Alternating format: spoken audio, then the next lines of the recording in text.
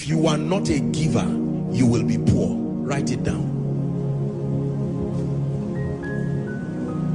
If you are not a giver, you believe me. If you believe I love you with all my heart, and you believe I will not lie to you, I am telling you this. I'm saying this because some of you are not givers, and you are wondering why finances are not working for you. Sincerely, ladies and gentlemen, let me tell you, if you are not a giver, you will be poor. If you are an occasional giver, you will have occasional supplies. Giving is one of the mysterious spiritual forces that is responsible. I wish I had the time. This is a topic for next year, so I won't go in. Next year there is a teaching that I have prepared called the giving grace, and I'm going to teach you why God mandates that believers give. One of the ways that believers give is to conquer, or the reason why God mandates people to give is to conquer idolatry, the worship of things. One of the ways why God tells believers to give, anytime you give a thing, it is because you have risen above it. Anything you cannot give, it is an act of worship. Your refusal to give it is a sign that it is above you. Are we together now? It's very important. Most people do not know why God asks us to give. He said, if I need anything, is it you I'm going to ask? God is the creator of the ends of the earth. There are people who never give. They say, I don't have. They never give, not to God's program, not to the betterment of anyone, and yet their hands are ever open to receive. It does not work that way.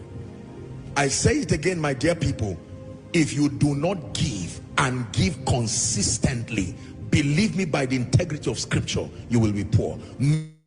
Again, you heard that was Apostle Joshua Selman. For those of you who did not know him before now, he is a very popular man of God in Nigeria. I'm neither here nor there with him. I listen to sometimes I listen to some of his messages. Sometimes I agree with his message, his doctrinal beliefs, and sometimes just 50-50. Sometimes I don't agree with him, just like now.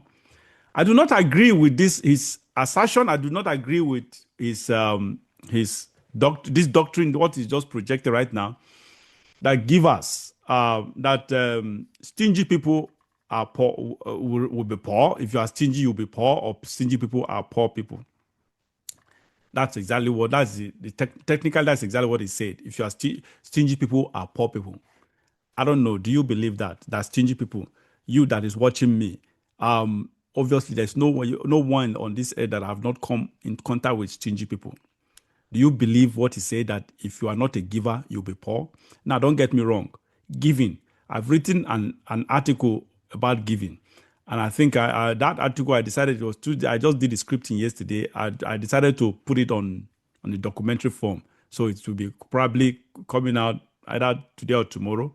My producers are just working on it and sort of. So I talked extensively about giving. So I believe strongly about giving. Giving is someone like me, is in my DNA. It is part and parcel of me. I feel fulfilled whenever I give, especially whenever I put a smile on someone's face. I feel fulfilled whenever I exhibit acts of philanthropy. So it's in my DNA. So I'm not in that class of, I'm far from it. In fact, sometimes I overgive. That's why I consider myself an overgiver.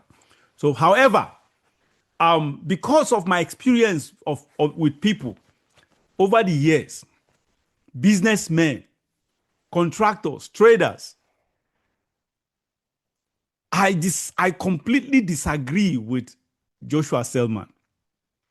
You see, this issue of wealth, this issue of riches or success or growth in any form or shape, yes, hard work is good.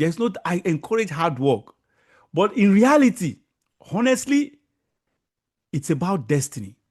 Whether you are a giver or not. Two things. the right principles, apply the right principles. If you're in business, economics, buying and selling, it's a give and take thing. You sow something, you reap something. You plant something, it germinates, it grows, multiplies, you reap it. So that is just the reality. The second one has to do with spirituality. The spirit controls the physical, and which boils down to your destiny.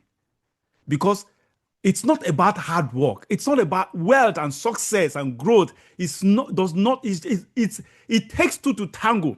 You work for it, and your destiny plays a role as well. So it's a 50-50 thing. It's a two-way street. Success. So whether you are stingy or not, if you are hardworking and your destiny is in line with success, you will succeed. You will hit breakthrough. So honestly, if it is through giving that someone is rich, through helping people or whatever, or that is what makes people prosper, people like us would have been the world's richest man. Honestly. So it's not about that. It's not about that. So Joshua Selman is wrong here. Yes, God is the highest giver. I think I in my article, I made that very, very clear. Again, the article, the video, the documentary, it's a very short documentary to be coming. I decided to, I used to write articles, so I decided to start pulling out my articles of the past. I don't have time to write articles right in that much time. So I'm still writing, but in a very vague way, not that active as I used to. So I'm pulling out some of my whatever and translating them, just interpreting them into documentaries, short documentaries. So Giving is one of the articles that I'll be, I think about either today or tomorrow. That will be out. Is it today? No, next week, sorry. There's another one that is coming out today or tomorrow. So that is just, so I know so much about giving. I can tell you what it takes to give, how it feels to be a giver. But honestly, that is not a yardstick to prosperity. Go, for those of you who are, go through people around you, the rich people, the millionaires, the billionaires around you, whatever. We have millionaires and billionaires that are givers. And we have millionaires and billionaires that are very stingy people. There are millionaires and billionaires that no matter what, even if you are crying blood, they will never give you. But they are, like I said, they are millionaires and billionaires. And so that is just it. Go to traders. You see so many of these traders, both they are traders from different whatever. You meet them everywhere.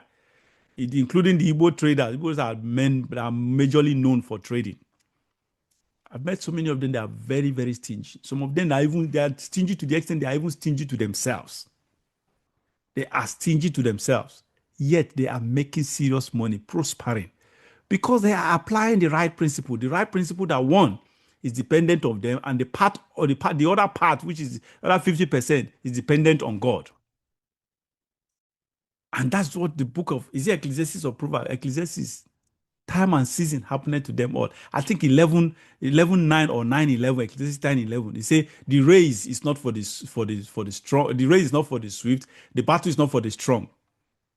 Or the okay, let me read it. I think for the benefit of the viewers.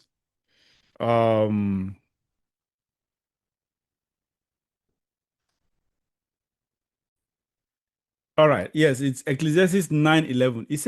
It says, I returned and saw under the sun that the race is not to the swift, nor the battle to the strong, neither yet bread to the wise, nor yet riches to men of understanding, nor yet favor to men of skill.